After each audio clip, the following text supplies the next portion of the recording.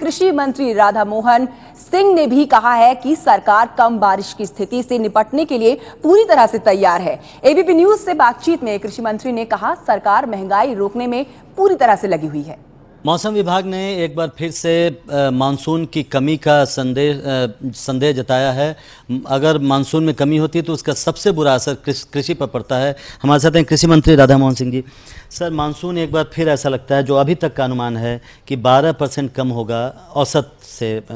आप लोग की क्या तैयारी है? मानसून की कमी होती है तो कैसे निपटेंगे उससे, क्या तैयारियाँ? देखिए, जब सरकार बनी थी तो पहला संकट मानसून की कमी का आया था और उस समय 12% औसतन कम बारिश हुई थी। अभी तो ये अंदाज़ा है, लेकिन उस समय तो रियल में 12% कम हुआ था और पूरे देश में हाहाकार मचा। आपके मीडिया पर भी आया कि भारी अकाल पड़ेगा, सब लोग चिंतित थे, हम लोग भी चिंतित थे।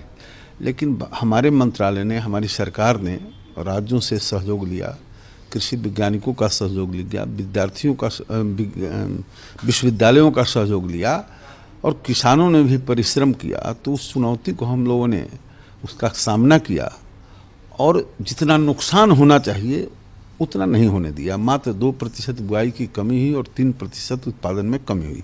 और इस बार तो चूंकि पुराना ध्यान में था, तो अप्रैल महीने में ही जब खरीफ सम्मेलन हमने किया, सभी राज्यों के अधिकारी मंत्री आए थे और उसी समय हम लोगों ने प्लानिंग बनाई। तो एक तो 580 जिलों का जो कंटीजेंसी प्लान है उसको फिर से रिव्यू किया और 30 पूर्वोत्तर राज्यों के जो कंटीजेंसी प्लान नहीं बने थे उसकी तैयारी शुरू की और 580 जिलों को ये कंटीजेंसी प्लान समीक्षा के बाद उसको भेजा गया है और लगातार हर महीने उसकी समीक्षा भी कर रहे हैं और 30 जिले जो बाकी हैं उनको भी हम 10 दिन में कंटीजेंसी प्लान देने जा रहे हैं।